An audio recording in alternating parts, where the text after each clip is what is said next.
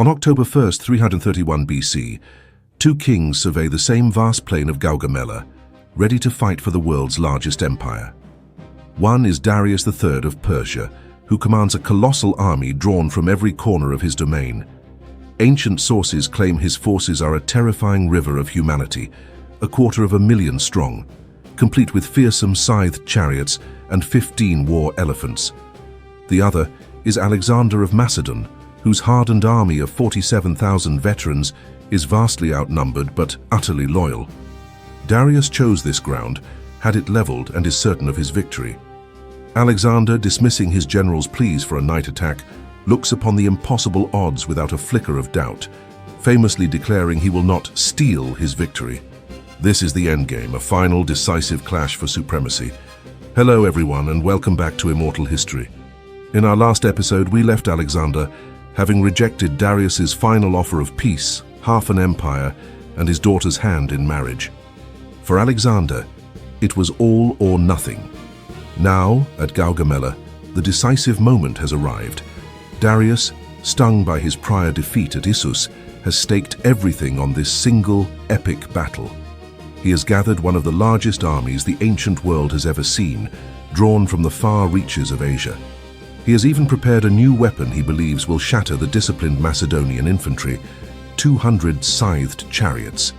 But Alexander, a master of exploiting his enemy's weaknesses, arrives not with brute force, but with a brilliant and audacious strategy designed to turn Darius's greatest strength, his overwhelming numbers, into his fatal flaw. As the sun climbs higher over the plain, the breathtaking scale of Darius's grand army is revealed. In the center, following Persian tradition, the King of Kings stands resolute in his royal chariot. He is shielded by his most elite infantry, the 10,000 immortals and a solid core of Greek mercenaries. Hired soldiers he believes are the only ones who can truly match the Macedonian phalanx. On either side, vast wings of cavalry stretch for what seems like miles, a multi-ethnic tide of horsemen. There are heavily mailed Saka, fierce Bactrians under their satrap Bessus, Scythians, Armenians, and even cavalry from India. Their objective is simple and seemingly inevitable: to envelop and crush the vastly smaller Macedonian force. Poised at the very front are his trump card, 200 scythed chariots, their long, sharpened blades gleaming, ready to mow down Alexander's infantry in a wave of blood and iron. Facing this terrifying spectacle, Alexander deploys his army with a cold, calculated genius. He knows he cannot match Darius's frontage. Instead of trying, he arranges his troops in a unique, staggered formation, angled sharply to the right in what is known as an echelon formation. He will command this right wing himself, at the head of his elite companion cavalry, almost inviting the Persian left flank to attack and overextend itself.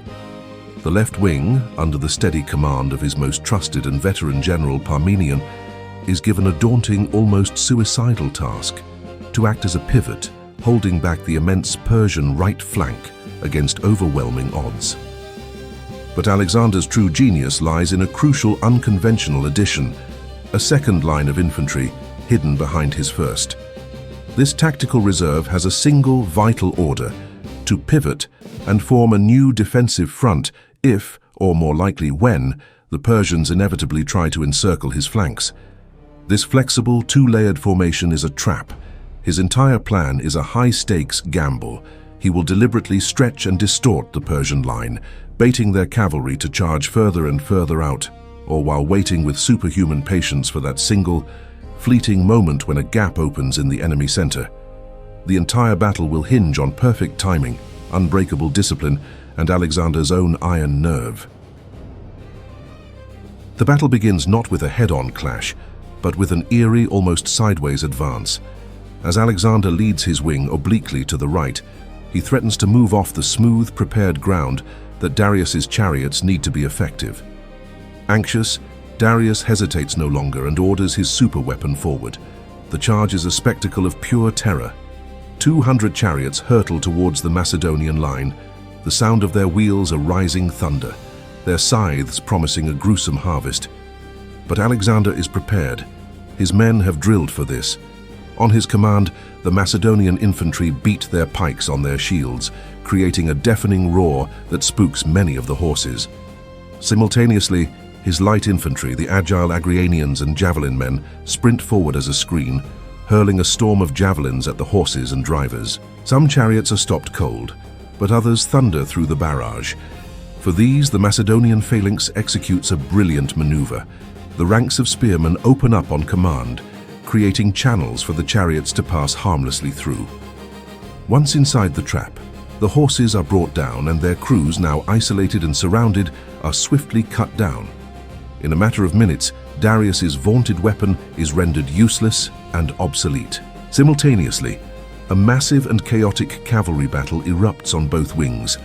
On Alexander's right, the elite Scythian and Bactrian horsemen clash fiercely with the Macedonians in a swirling, brutal melee. But the real crisis is unfolding on the left.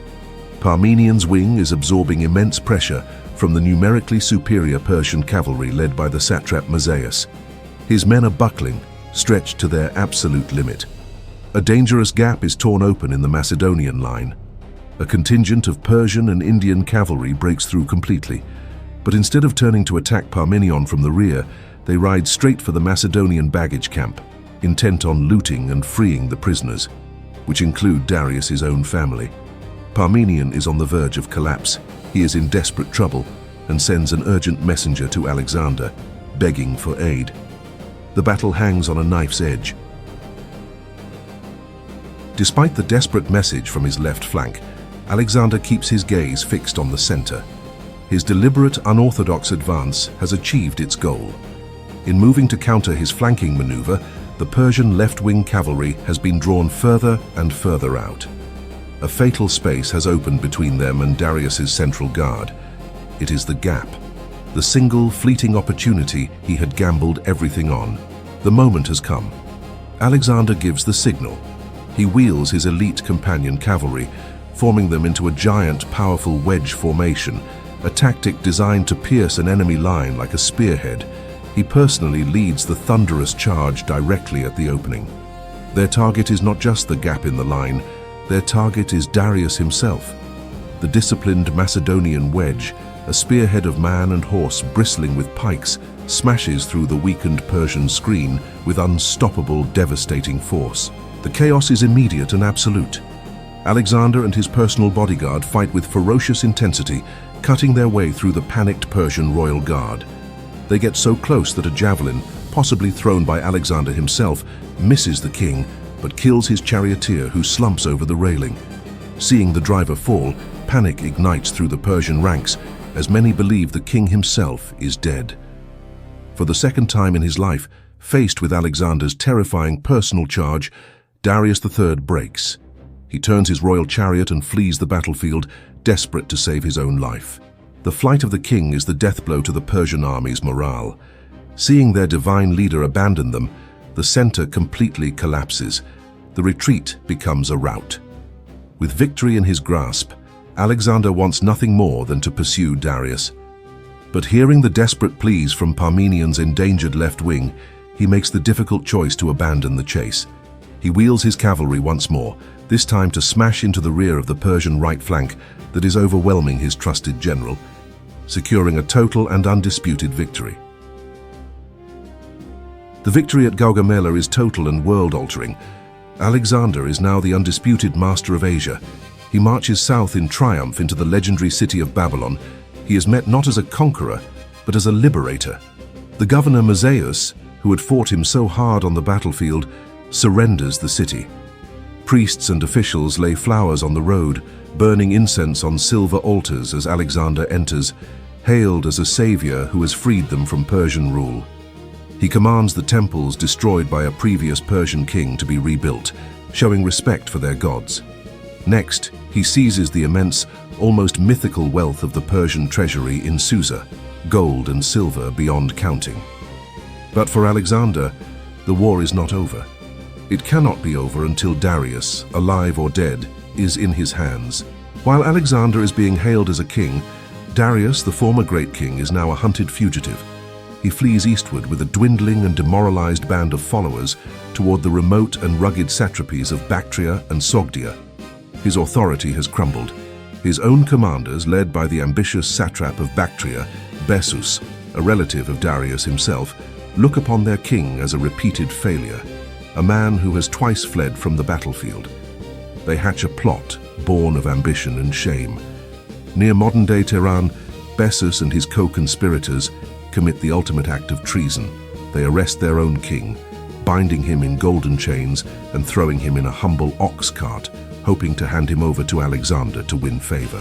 When news of this betrayal reaches Alexander, he is enraged. He launches one of the most relentless pursuits in history. Selecting only his toughest and fastest cavalry, he rides day and night, pushing his men and horses to the absolute brink of exhaustion. As Alexander's vanguard closes in, Bessus and the other conspirators panic. Rather than let Darius be captured alive, they stab him repeatedly, leaving him for dead in the wagon as they flee for their own lives into the eastern mountains. A weary Macedonian soldier, searching for water, stumbles upon the abandoned cart. Inside, lying in a pool of his own blood, is the last king of the Achaemenid Empire. By the time Alexander himself arrives, filled with a storm of emotions, Darius is either already dead or takes his last agonizing breath.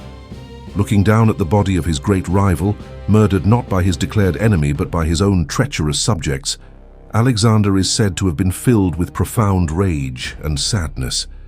In a gesture of immense respect, he covers the body with his own cloak.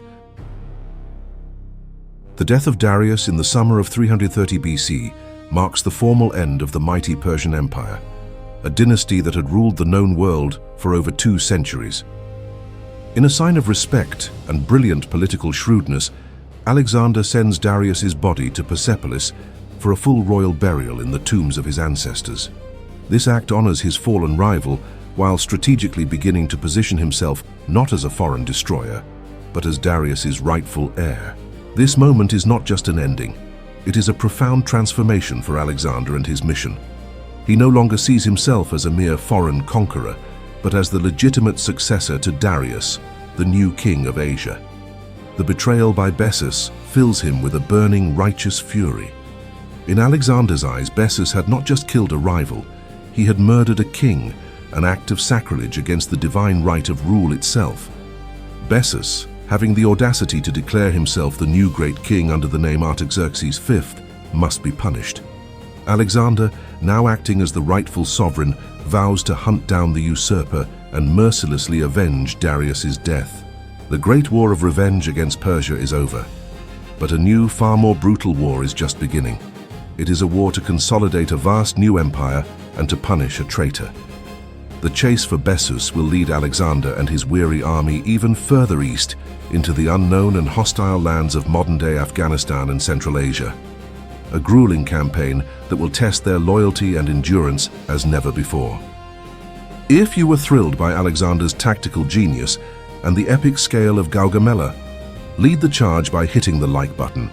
Your support helps this channel conquer new territory in the YouTube algorithm. And to follow Alexander on his ruthless hunt for the traitor Bessus into the unforgiving mountains of the east, make sure you subscribe and sound the notification bell. You won't want to miss the brutal and surprising next chapter of this incredible story.